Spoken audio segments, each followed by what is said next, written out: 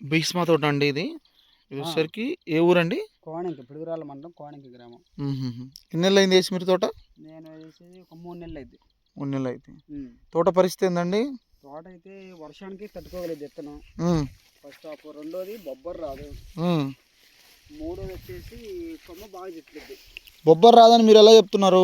అంటే నాతో పాటు వేసిన వాళ్ళు మొత్తం ఆ వర్షం క్లైమేట్ అప్పుడు అవన్నీ బొబ్బరు వచ్చేసినాయి కదా, ఆగలేదు కదా. కానీ విత్తనం తట్టుకోగలిగిద్ది, బొబ్బరకు తట్టుకోగలిగిద్ది అనమాట. నల్లి ప్రభావం ఏమైనా ఉందా? నల్లి ప్రభావం ప్రస్తుతంగా అయితే ఏమి లేదు.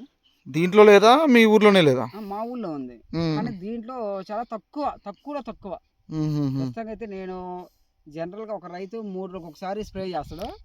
నేను మటుకు ఖచ్చితంగా 5వ రోజు లేదు 6వ రోజు చేస్తున్నా ఈ విత్తనం వేసిన తర్వాత నుంచి.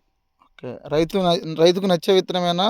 ఓకే, అసలు ఇబ్బందే లేదు. నాకు తెలిసి మ్యాక్సిమం ఇది ఎకరం బాగా చేయను, అంటే ఎకరం 25 సెంట్లు ఇది. నా టార్గెట్ ఒక 50 క్వింటాలు కాపీయాలని నా టార్గెట్.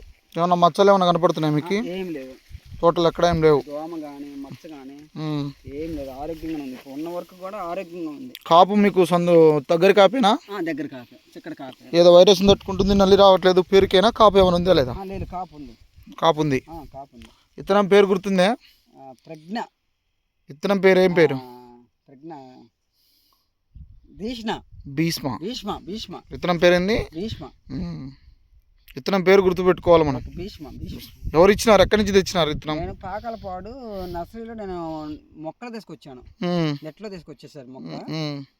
95 పైసలు వచ్చేసి ఒకసారి వేసి చూడని అతను నర్సరీ అతను చెప్పిన నర్సరీ చూద్దామని చెప్పేసి నేను వేసాను. అయితే ఇక్కడ మటుకు ఒక 2 ఫార్మర్స్ వేసారు, 2 రైతులు. ఇద్దరే కూడా ఇలాగే ఉన్నాయని చెప్పేసి అంటున్నారు ఈ ఊర్లో వాళ్ళు రైతులు మొత్తం. ఇంకొక రైతు ఇద్దరు వేసారు కదా మీరు ఇక్కడ? 2 వేసాను. ఇంకొక రైతు వచ్చేసి ఎకరన్నర వేసాడు, అది కూడా బాగుంది. ఓకే.